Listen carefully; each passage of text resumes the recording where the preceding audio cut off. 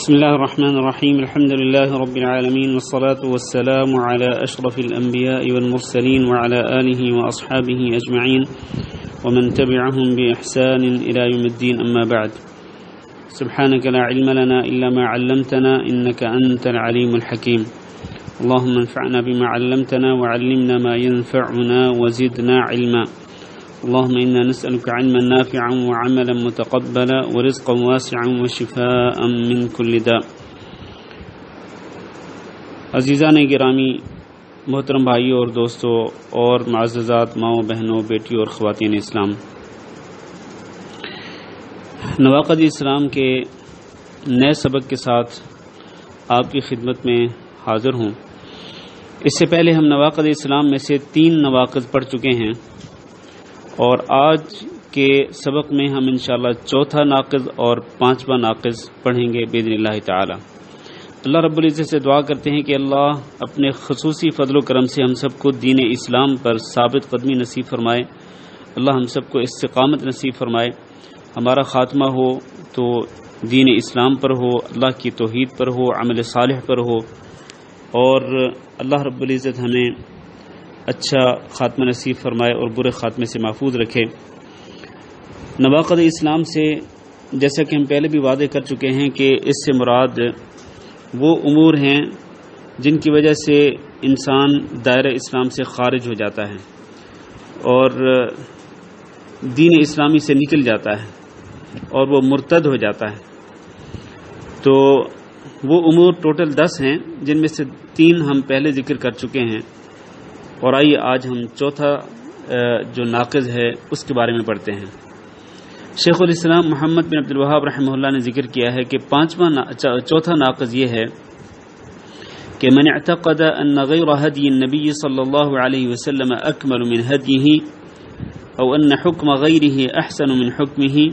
كالذي يفضل حکم الطواغیت على حکمه۔ چوتھا ناقض یہ ہے، دین اسلام سے نکالنے والا کام یہ ہے، دین اسلام سے خارج کرنے والا امر یہ ہے کہ جو شخص اعتقاد رکھے، یعنی دل میں پختہ عقیدہ رکھے کہ نبی صلی اللہ علیہ وسلم کی ہدایت کے علاوہ کسی اور کی ہدایت اکمل ہے، یعنی سب سے زیادہ کامل ہے اور سب سے زیادہ افضل ہے، یا نبی صلی اللہ علیہ وسلم کا جو طریقہ ہے کسی اور کا طریقہ اس طریقے سے بہتر ہے، یا یوں کہیں کہ نبی صلی اللہ علیہ وسلم کی شریعت اس سے بہتر کسی اور کی شریعت ہے، اس سے بہتر کسی اور کا طریقہ ہے۔ تو جو شخص یہ عقیدہ رکھے گا کہ نبی صلی اللہ علیہ وسلم کی شریعت یا نبی صلی اللہ علیہ وسلم کا طریقہ یا نبی صلی اللہ علیہ وسلم کی ہدایت، اس کو چھوڑ کر کسی اور کی شریعت، کسی اور کی ہدایت، کسی اور کا طریقہ زیادہ افضل ہے، او ان حکم غیرہ احسن من حکمہ، یا وہ یہ عقیدہ رکھے کہ نبی صلی اللہ علیہ وسلم کے فیصلے کو چھوڑ کر کسی اور کا فیصلہ آپ کے فیصلے سے افضل ہے، جیسا کہ کئی لوگ طواغیت کے فیصلے کو ترجیح دیتے ہیں نبی صلی اللہ علیہ وسلم کے فیصلے پر، اور طواغیت جو ہے وہ یہ جمع ہے طاغوت کی، اور اس سے مراد ہر وہ جس کی اللہ کے سوا پوجا کی جاتی ہو تو اس کو طاغوت کہتے ہیں۔ یعنی کئی لوگ ایسے ہیں جو نبی صلی اللہ علیہ وسلم کے فیصلے کے مقابلے میں غیر اللہ کے فیصلوں کو ترجیح دیتے ہیں۔ تو جو شخص بھی اس کا عقیدہ رکھتا ہو کہ نبی صلی اللہ علیہ وسلم کے فیصلے کے مقابلے میں کسی اور کا فیصلہ جو ہے وہ افضل ہے، بہتر ہے، اور اسی کے ساتھ فیصلہ کرنا چاہیے، تو یقیناً وہ شخص کافر ہو جاتا ہے۔ گویا کہ اس چوتھے ناقض کے اندر 2 امور ذکر کیے گئے ہیں۔ پہلا امر یہ ہے کہ کوئی شخص یہ عقیدہ رکھے اپنے دل کے اندر کہ نبی صلی اللہ علیہ وسلم کے علاوہ کسی اور کا طریقہ نبی صلی اللہ علیہ وسلم کے طریقے سے بہتر اور افضل ہے، تو یقیناً وہ شخص کافر ہے۔ یہ پہلی چیز ہے۔ تو ایسا کیسے ممکن ہے کہ ایک مسلمان نبی صلی اللہ علیہ وسلم کو ماننے والا یہ عقیدہ رکھے کہ نبی صلی اللہ علیہ وسلم کا طریقہ افضل نہیں بلکہ کسی اور کا طریقہ افضل ہے، نبی صلی اللہ علیہ وسلم کی شریعت افضل نہیں بلکہ کسی اور کی شریعت افضل ہے، نبی صلی اللہ علیہ وسلم جو ہدایت لے کر کے آئے اللہ رب العزت کی طرف سے وہ ہدایت افضل نہیں بلکہ کسی اور کی ہدایت افضل ہے۔ یہ عقیدہ کس طرح، یہ ممکن ہی نہیں کہ کوئی مسلمان اس طرح کا عقیدہ رکھے، لیکن جو مسلمان یہ اس طرح کا عقیدہ رکھے گا یقینی طور پر وہ شخص کافر ہو جائے گا اور دین اسلام سے مرتد ہو جائے گا۔ نبی کریم صلی اللہ علیہ وسلم اکثر و بیشتر اپنے خطبات میں یہ ارشاد فرمایا کرتے تھے کہ اما بعد فإن خیر الحدیث کتاب اللہ وخیر الہدی ہدی محمد صلی اللہ علیہ وسلم، کہ اللہ رب العزت کی حمد و ثنا اور رسول اکرم صلی اللہ علیہ وسلم پر درود و سلام کے بعد آپ فرماتے کہ سب سے بہتر بات اللہ کی کتاب ہے اور سب سے بہتر ہدایت محمد صلی اللہ علیہ وسلم کی ہدایت ہے، سب سے بہتر شریعت محمد صلی اللہ علیہ وسلم کی شریعت ہے اور سب سے بہتر طریقہ محمد صلی اللہ علیہ وسلم کا طریقہ ہے۔ تو اس سے یہ ثابت ہوتا ہے کہ یہ عقیدہ رکھنا ہر مسلمان پر لازم ہے کہ نبی کریم صلی اللہ علیہ وسلم کی شریعت ہی تمام شریعتوں سے افضل ہے اور نبی کریم صلی اللہ علیہ وسلم کا طریقہ ہی باقی تمام کے تمام طریقوں سے افضل ہے، اور نبی کریم صلی اللہ علیہ وسلم جو ہدایت لے کر کے آئے، جو دین لے کر کے آئے، جو تعلیمات لے کر کے آئے، تو وہ افضل ہیں کسی بھی دین سے یا کسی بھی شریعت سے یا کسی بھی شخص کی تعلیمات سے۔ اب یہاں میں یہ آگاہ کرتے چلوں کہ کئی لوگ ایسے ہیں کہ جو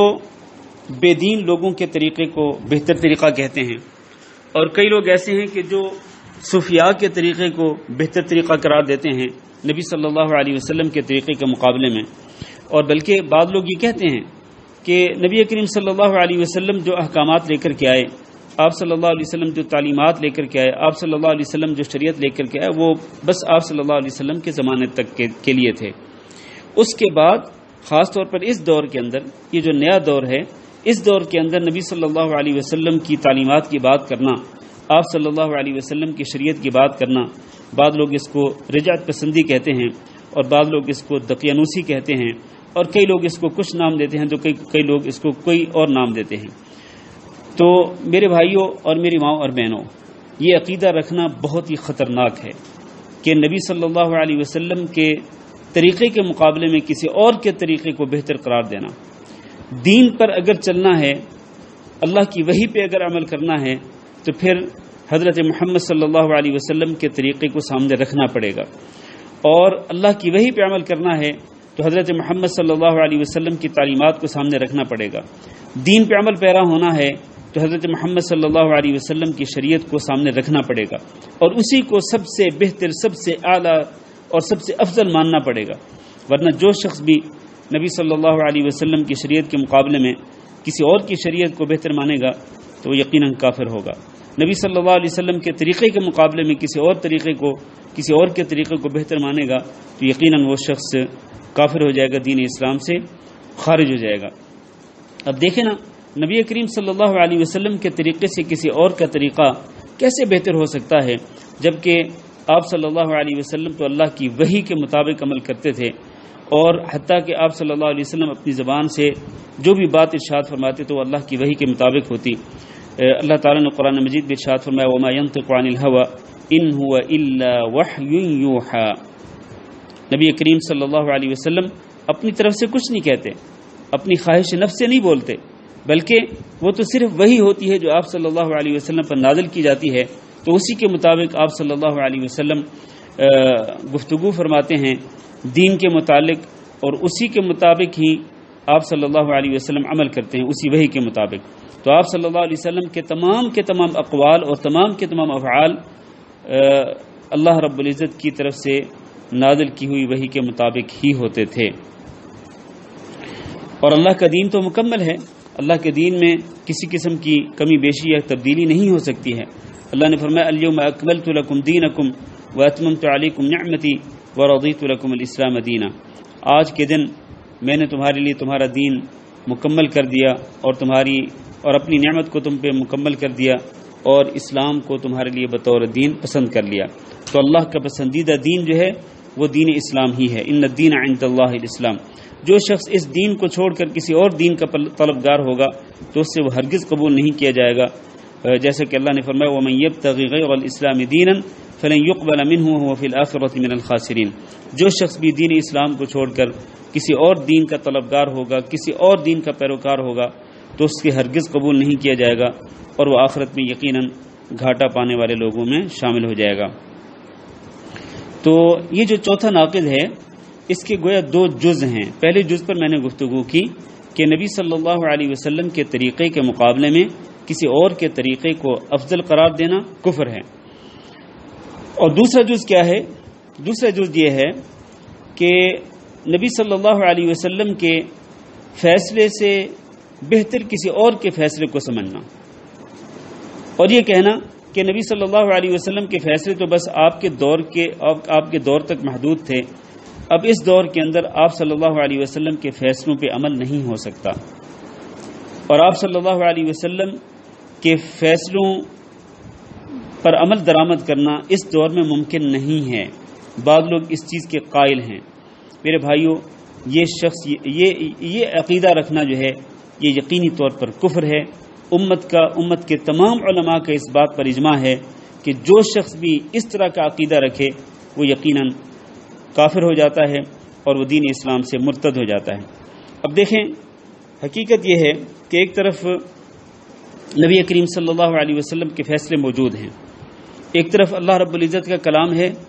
اس میں بھی اللہ کے فیصلے موجود ہیں، اور دوسری طرف نبی کریم صلی اللہ علیہ وسلم کی احادیث مبارکہ ہیں، ان میں نبی صلی اللہ علیہ وسلم کے فیصلے موجود ہیں۔ مثال کے طور پر آپ صلی اللہ علیہ وسلم کے فیصلوں میں سے اور اسی طرح قرآن مجید کے فیصلوں میں سے ایک فیصلہ یہ ہے کہ جو شخص غیر شادی شدہ ہو اور وہ زنا کرے تو اس کی سزا 100 کوڑے ہے۔ اسی طرح اگر کوئی شخص شادی شدہ ہو اور وہ زنا کرے تو اس کی سزا پتھروں کے ساتھ مار کے اس کو ختم کر دینا ہے، یعنی اس کو رجم کرنا ہے۔ یہ سزا قرآن مجید میں بھی اللہ تعالیٰ نے ذکر فرمائی اور یہ سزا نبی صلی اللہ علیہ وسلم کی احادیث کے اندر بھی موجود ہے۔ اسی طرح چور کی سزا ہاتھ کاٹنا ہے، اسی طرح شراب نوشی کی سزا کوڑے مارنا ہے، اسی طرح قتل کی سزا اگر کوئی بندہ دانستہ طور پہ کسی کو قتل کرے گا تو اس کی سزا یہ ہے کہ اس سے قصاص میں اس کو قتل کر دیا جائے گا۔ اسی طرح مختلف گناہ ہیں، مثلا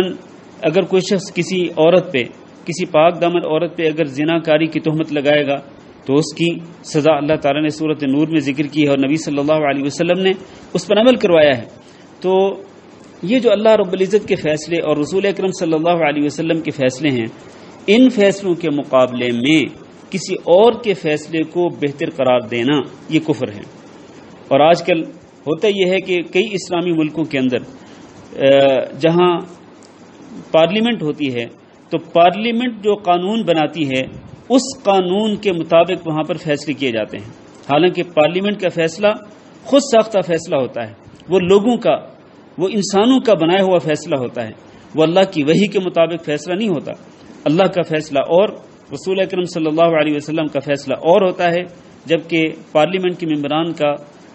بنایا ہوا فیصلہ جو ہے وہ کچھ اور ہوتا ہے۔ تو یقیناً ایسے جتنے بھی قوانین ہیں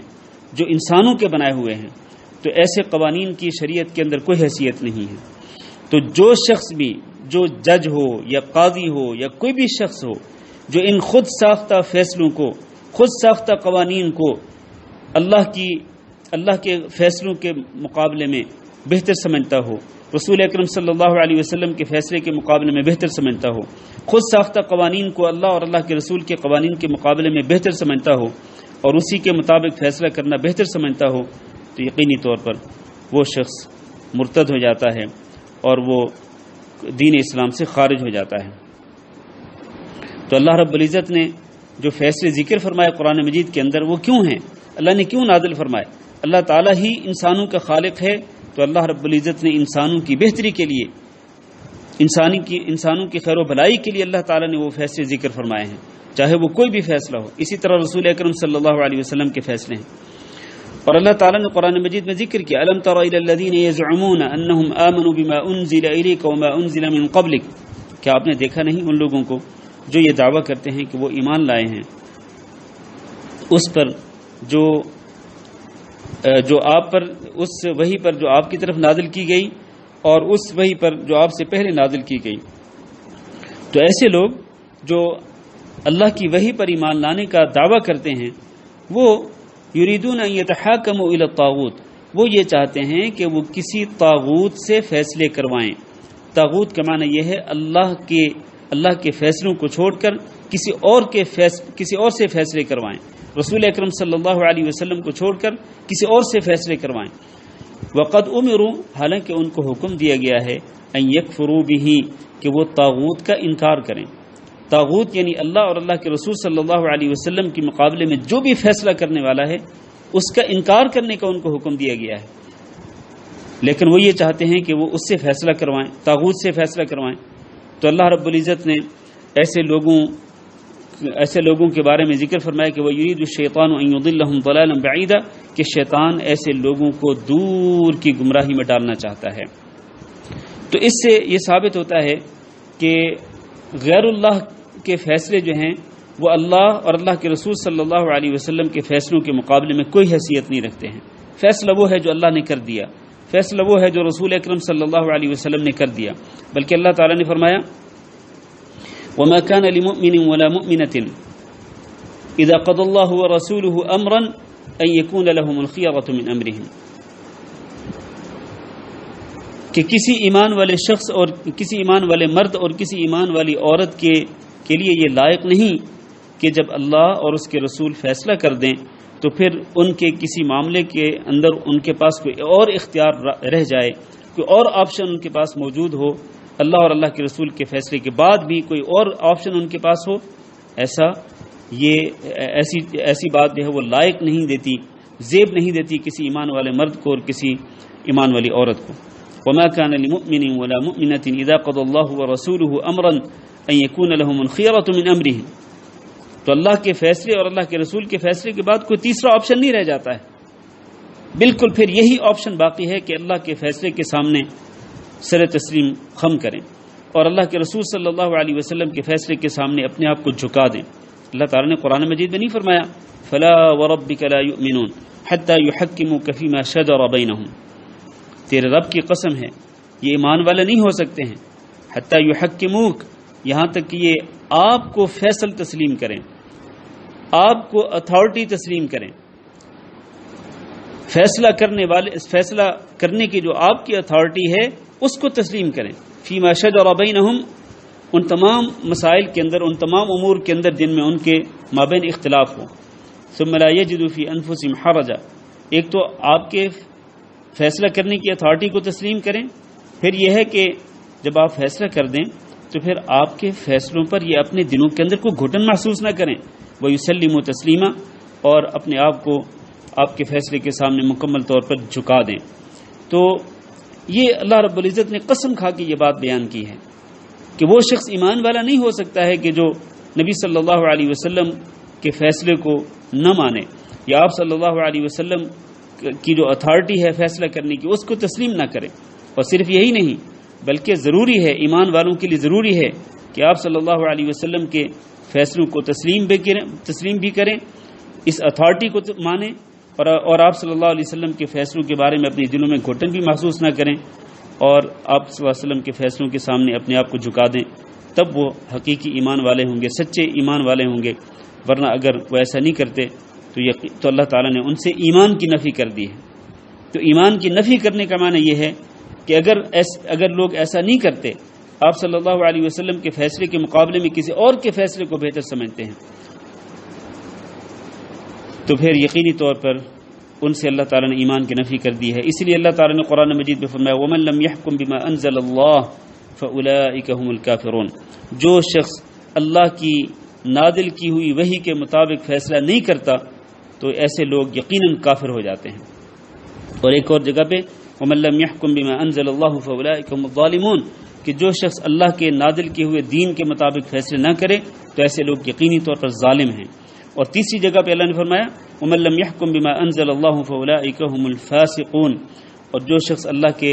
نازل کیے ہوئے دین کے مطابق فیصلہ نہ کرے تو ایسے لوگ یقینی طور پر فاسق ہیں، یعنی اللہ رب العزت کے نافرمان ہیں۔ تو 3 آیات کے اندر اللہ تعالیٰ نے 3 قسم کے الفاظ اللہ تعالیٰ نے استعمال فرمائے، کہ اللہ نے فرمایا کہ ایسے لوگ جو اللہ کے دین کے مطابق فیصلے نہیں کرتے، ایک تو یہ کہ وہ کافر ہیں، دوسرا یہ کہ وہ ظالم ہیں، تیسرا یہ کہ وہ فاسق ہیں۔ تو یہ ان لوگوں کے متعلق ہے کہ جو اللہ کے نازل کیے ہوئے دین کے مقابلے میں اور اللہ کے نازل کیے ہوئے فیصلوں کے مقابلے میں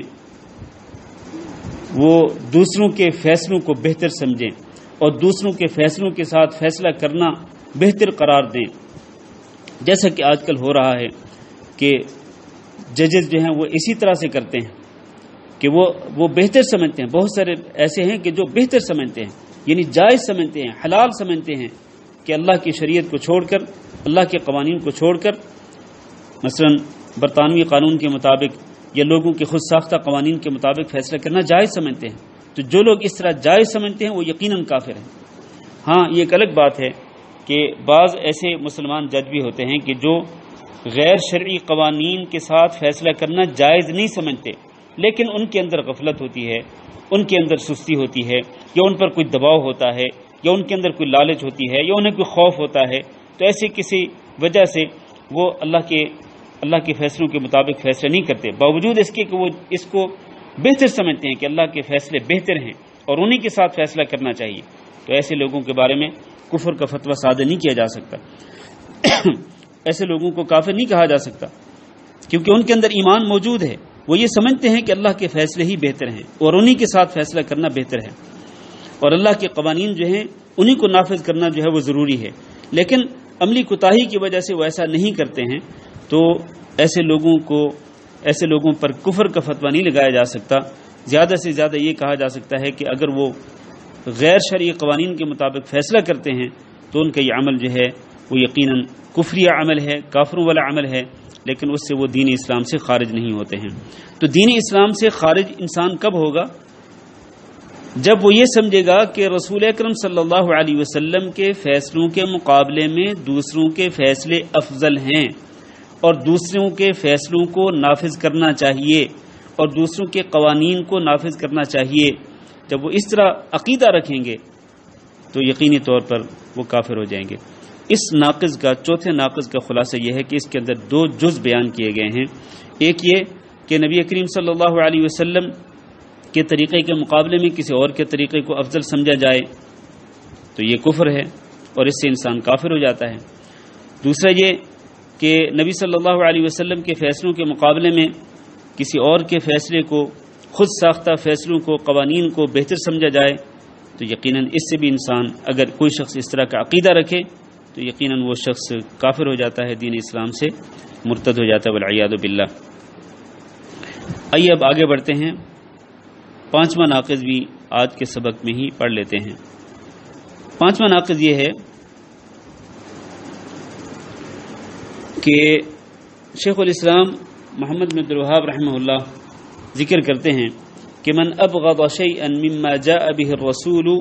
ولو عمل به کفر، جو شخص رسول اکرم صلی اللہ علیہ وسلم کی شریعت میں سے کسی چیز سے بغض رکھتا ہو، کسی چیز کو ناپسند کرتا ہو، اگرچہ وہ اس پر عمل کیوں نہ کرتا ہو، تو اگر وہ بغض رکھتا ہے، اگر وہ ناپسند کرتا ہے رسول اکرم صلی اللہ علیہ وسلم کی شریعت میں سے کسی چیز کو ناپسند کرتا ہے، اس سے بغض رکھتا ہے، تو پھر وہ یقینی طور پر کافر ہو جائے گا، دین اسلام سے مرتد ہو جائے گا۔ میرے بھائیوں اور میری ماؤں اور بہنوں، اصل بات یہ ہے کہ جب ایک شخص رسول اکرم صلی اللہ علیہ وسلم کی رسالت پر ایمان لے آتا ہے اور آپ صلی اللہ علیہ وسلم کو اللہ کے رسول مان لیتا ہے، آپ صلی اللہ علیہ وسلم کی شریعت کو مان لیتا ہے، تو پھر اس کے لیے یہ لازم ہے کہ وہ جہاں رسول اکرم صلی اللہ علیہ وسلم کی ذات گرامی سے سچی محبت کرے، بلکہ اپنی جان سے بھی زیادہ، اپنے مال سے بھی زیادہ، اپنے اہل عیال سے بھی زیادہ، اپنے والدین سے بھی زیادہ، اپنی جان سے بھی زیادہ محبت کرے رسول اکرم صلی اللہ علیہ وسلم کی ذات گرامی سے۔ اسی کے ساتھ ساتھ یہ بھی ضروری ہے کہ وہ رسول اکرم صلی اللہ علیہ وسلم کی شریعت کے ساتھ بھی محبت کرے۔ رسول اکرم صلی اللہ علیہ وسلم سے سچی محبت تبھی ہوگی جب رسول اکرم صلی اللہ علیہ وسلم کی شریعت سے بھی محبت ہوگی، اور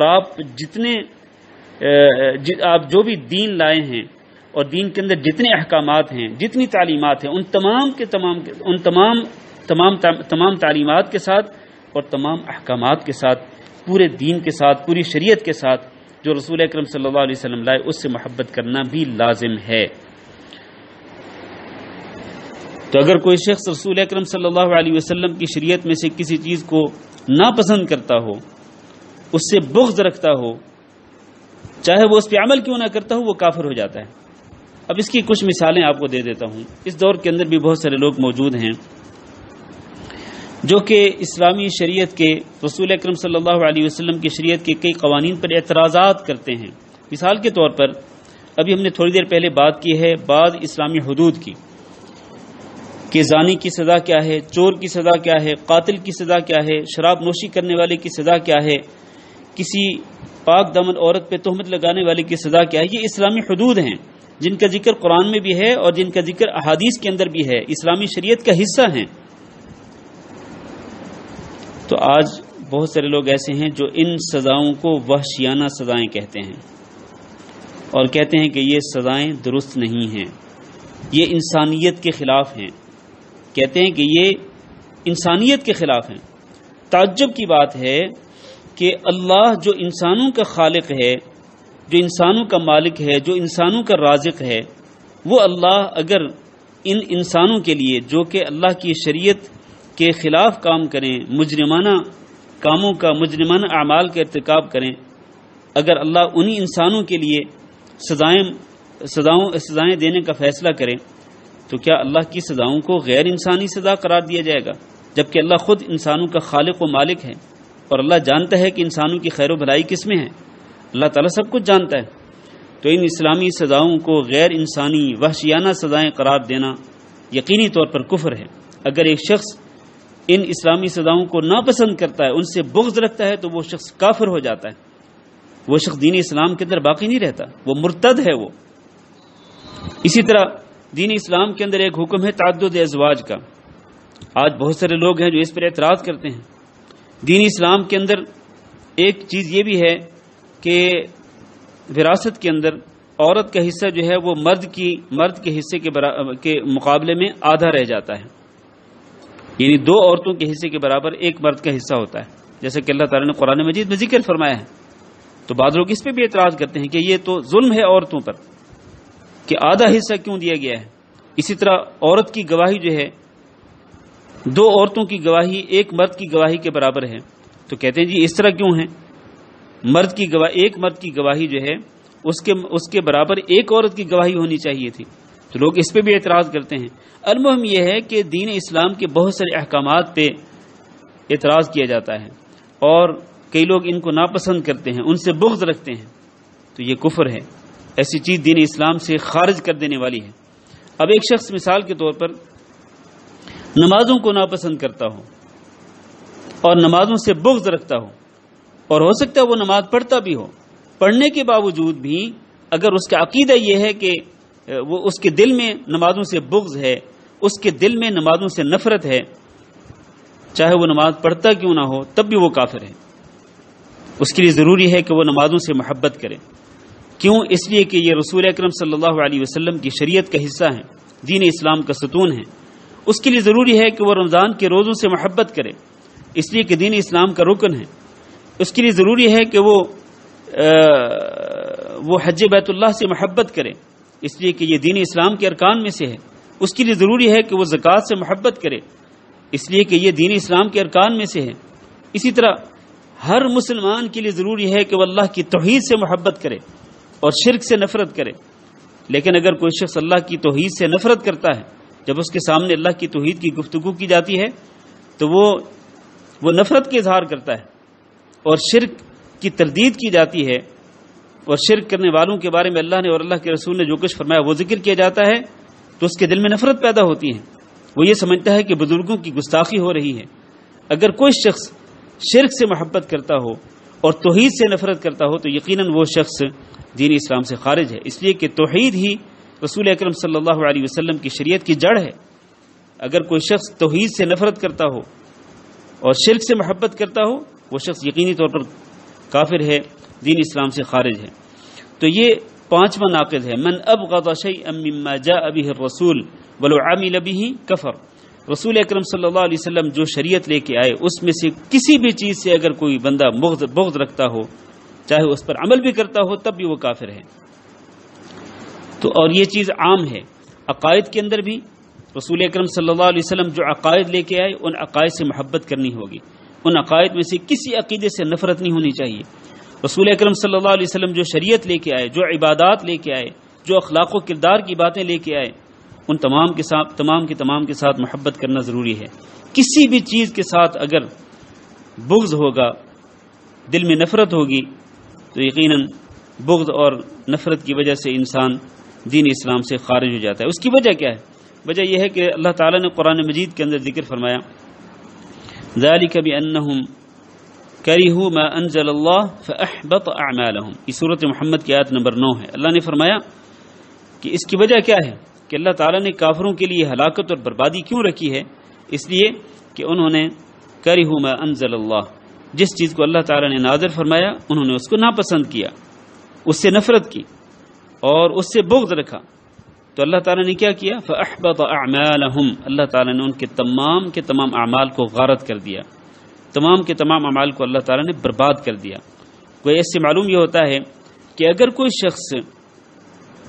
مسلمان ہو لیکن وہ دین اسلام سے بغض رکھتا ہو، یا دین اسلام کے کسی حکم سے بغض رکھتا ہو، یا نبی صلی اللہ علیہ وسلم کی شریعت میں سے کسی بھی چیز سے وہ بغض رکھتا ہو، دل میں نفرت رکھتا ہو، تو وہ شخص جو ہے وہ یقینی طور پر دین اسلام سے خارج ہو جاتا ہے اور وہ مرتد ہو جاتا ہے۔ اللہ تعالیٰ سے دعا کرتے ہیں کہ اللہ رب العزت ہمیں دین اسلام پر ثابت قدمی نصیب فرمائے۔ آج کے سبق میں ہم نے 2 نواقض پڑھے ہیں، چوتھا ناقض اور پانچواں ناقض، اور چوتھا ناقض جو ہے جس میں 2 جز ہیں کہ نبی صلی اللہ علیہ وسلم کے طریقے کے مقابلے میں کسی اور کے طریقے کو بہتر سمجھنا، نبی صلی اللہ علیہ وسلم کی شریعت کے مقابلے میں کسی اور کی شریعت کو بہتر سمجھنا، نبی صلی اللہ علیہ وسلم کی سیرت کے مقابلے میں کسی اور کی سیرت کو بہتر سمجھنا، یہ کفر ہے۔ اور دوسرا جز کیا ہے؟ نبی صلی اللہ علیہ وسلم کے فیصلوں کے مقابلے میں اور آپ جو قوانین لائے ہیں اللہ رب العزت کی طرف سے، ان قوانین کے مقابلے میں کسی اور کے فیصلوں کو بہتر سمجھنا اور کسی اور کے قوانین کو بہتر سمجھنا، اور انہی خود ساختہ وضعی قوانین کے ساتھ فیصلہ کرنا جو ہے وہ بہتر قرار دینا، یقیناً یہ بھی کفر ہے اور دین اسلام سے خارج کر دینے والا امر ہے۔ اور پانچواں ناقض جو ہے وہ کیا ہے؟ وہ یہ ہے کہ انسان دین اسلام کے احکامات میں سے کسی حکم سے بغض رکھے، نبی صلی اللہ علیہ وسلم کی شریعت میں جتنی تعلیمات ہیں ان میں سے کسی ایک سے بغض رکھے، کسی ایک سے نفرت کرے، کسی ایک کو ناپسند کرے، تو یقیناً اگر وہ ایسا کرتا ہے تو وہ شخص دین اسلام سے مرتد ہو جاتا ہے، والعیاذ باللہ۔ اللہ تعالی ہمیں دین اسلام پر ثابت قدمی نصیب فرمائے، اور اللہ تعالی ہمیں تمام ایسے امور سے محفوظ رکھے جو امور دین اسلام سے خارج کر دینے والے ہیں۔ وصلی اللہ وسلم علی نبینا محمد وعلی آلہ واصحابہ اجمعین۔